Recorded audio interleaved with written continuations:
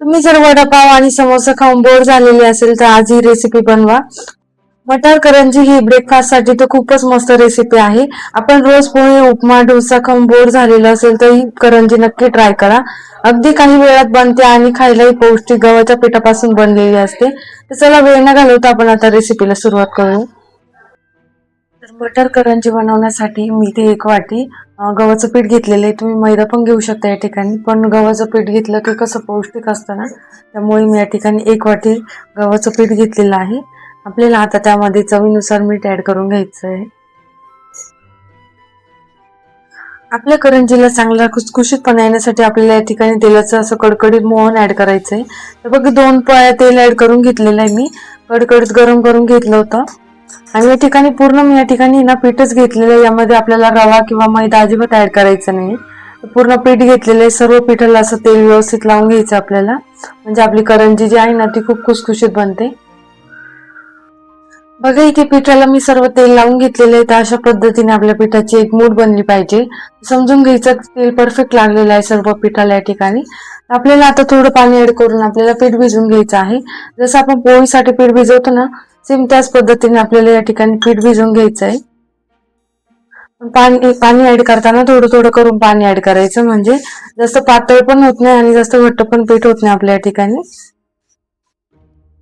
इथे पीठ मी भिजवून घेतलेलं आहे। तर अशा पद्धतीने आपण जसं पोळ्यांना भिजवतो सेम त्या पद्धतीने मी पीठ भिजवून घेतलेलं आहे। आपल्याला ना आता इथे थोडं तेल ऍड करायचंय। तेलामध्ये परत एकदा आपल्याला पीठ चांगलं असं मळून घ्यायचं व्यवस्थित।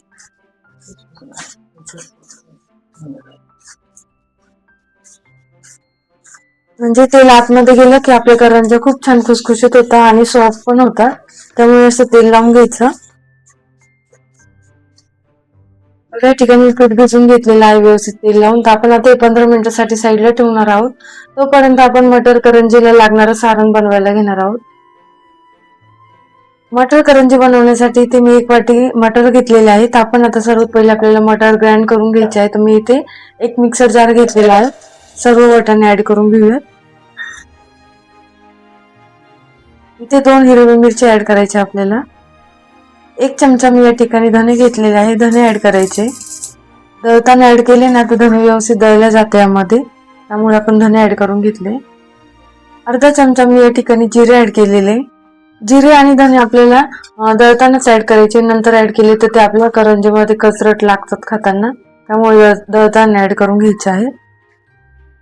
आपण आता झाकण लावूयात आणि सर्व इन्ग्रेडियंट्स ग्राइंड करून घेऊयात। बघा इथे मटर आणि बाकीचे सर्व इन्ग्रेडियंट्स मी चांगले दळून घेतलेले आहे। तर आपल्याला अशा पद्धतीने असे दरदरीत दळायचे, जास्त बारीक पण नाही दळलेले मी। तर आपण चला आता सारण बनवायला घेऊयात करंजीसाठी। सारण बनवण्यासाठी मी सर्वात पहिले पॅन मध्ये तेल ऍड करून घेणार आहे।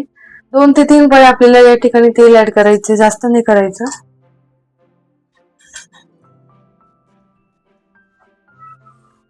अर्धा चमचा आपल्याला या ठिकाणी जिरे ऍड करून घ्यायचे आहे।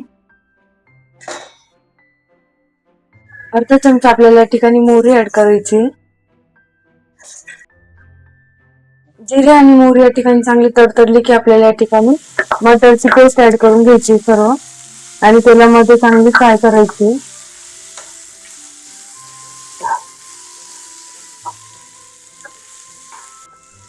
मटरची पेस्ट चांगली तेलामध्ये मिक्स झाली की आपल्याला या ठिकाणी लाल मिरची ऍड करायची। तर अर्धा चमचा मी या ठिकाणी लाल मिरची घेतलेली आहे, लाल मिरची ऍड करून घेऊया। अर्धा चमचा मी या ठिकाणी गरम मसाला ऍड करणार आहे। अर्धा चमचा मी या ठिकाणी मालवणी मसाला घेतलेला ऍड करून घ्यायचा आपल्याला। आणि अर्धा चमचा मी या ठिकाणी हळद घेतलेली आहे, हळद ऍड करून घ्यायची। मसाले मी जास्त ऍड नाही केलेले, कारण आपण हिरवी मिरची पण ऍड केली होती, त्यामुळे या ठिकाणी मसाले कमीच ऍड करून घेतले।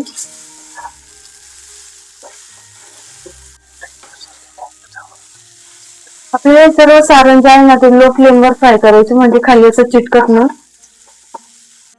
तर सारण मध्ये मीठ चांगलं एकजीव झाल्यानंतर आपल्याला या ठिकाणी नॉर्मल थोडं पाणी ऍड करून घ्यायचंय, म्हणजे आपलं जे सारण आहे ना ते पॅनला चिटकत नाही आणि व्यवस्थित वाफले पण जातं। बघा मी अगदी थोडं पाणी ऍड केलेलं, जास्त नाही करायचं पाणी ऍड, म्हणजे आपले वाटाणे पण चांगले वाफले जातात आणि सारण पण चांगलं एकजीव होतं। या ठिकाणी सर्व इन्ग्रेडियंट्स चांगले मिक्स होतात। बघा 2 ते 3 थेंब पाणी ऍड करून घेतल्यानंतर आपल्याला लगेच झाकण ठेवायचं आहे आणि लो फ्लेमवर आपल्याला वाटाणे 2 ते 3 मिनिटं चांगले स्टीम करून घ्यायचे या ठिकाणी.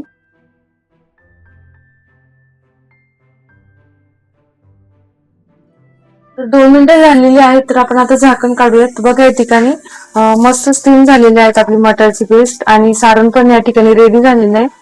थोडं पाणी ऍड केलं की काय होतं की पॅनला चिटकत नाही आणि आपली जी सारण आहे ते पण असं मस्त वाफलं जातं. बघा या ठिकाणी सारण झालेलं आहे, तर आपण आता करंजी बनवायला घेऊया.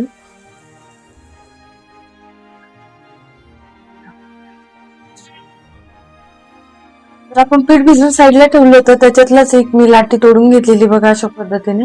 मीडियम साईज मध्ये घ्यायची, जास्त घ्यायची नाही. तर 15 मिनिट आपण पीठ साईडला ठेवलं होतं, तर आता चांगलं भिजलेलं आहे पीठ. तर आपल्याला अशा पद्धतीने एक पुरी लाटून घ्यायची आहे. जसं पातळ पण लाटायची नाही आणि जास्त जाड पण लाटायची नाही आपल्याला या ठिकाणी. तर अशा पद्धतीने मी पुरी लाटून घेतलेली. जास्त बारीक पण नाही लाटायची आपल्याला, जास्त पातळ पण नाही करायची. बघा या ठिकाणी जास्त जाड पण नाही केलेली मी. अशी पुरी लाटून घ्यायची आहे. या ठिकाणी मी करंजीचा साचा घेतलेला आहे. तुम्ही अशी डायरेक्ट भरून आणि कटिंगनी कट करून पण करू शकता. तर मी अशी साच्यामध्ये करते, म्हणजे परफेक्ट शेप येतो आणि दिसायला पण छान दिसते. तर बघा असं केल्यानंतर ना आपल्याला या ठिकाणी सारण भरून घ्यायचं आहे.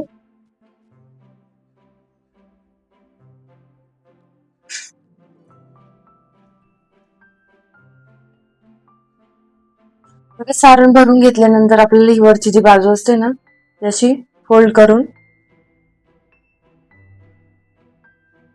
व्यवस्थित असं प्रेस करून घ्यायचं आहे.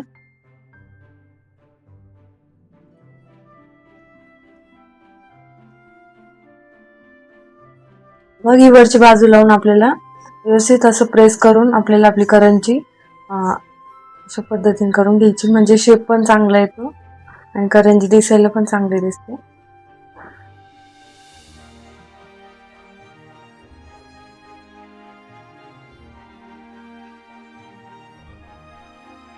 किती छान झालेली आहे आपली करंजी.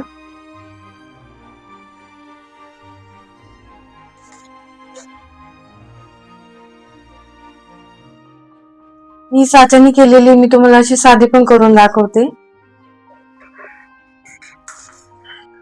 परत एक अशी पुरी लाटून घेतलेली मी.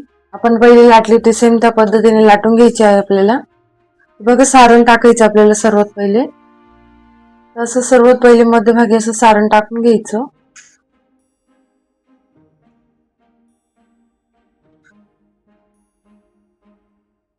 आणि कढईने ना असं पाणी लावून घ्यायचं आहे.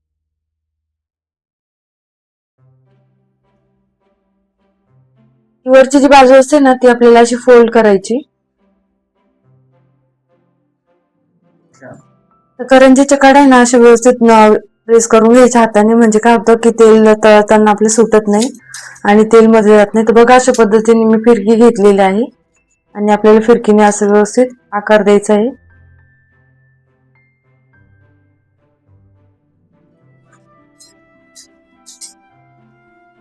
तर बघा तुमच्याकडे साचा नसेल ना तर तुम्ही या पद्धतीने पण करंज्या कट करू शकता, तरी खूप भारी लागतात. अशा पद्धतीने मी आता सर्व करंज्या या ठिकाणी करून घेणार आहे. तर करंजी तळण्यासाठी ते मी पॅन मध्ये तेल ठेवलं होतं. तेल चांगलं गरम झालेलं आहे आणि सर्व करंज्या पण मी करून घेतलेल्या आहे. तर बघा आपल्याला करंजी ऍड केल्यानंतर गॅसची फ्लेम अगदी लो करायची. लो फ्लेमवर आपल्याला करंज्या तळायच्या आहे, म्हणजे करंज्या आतमधून पण चांगल्या तळल्या जातात आणि जळत पण नाही. त्यामुळे लो फ्लेमवर आपल्याला करंज्या तळायच्या.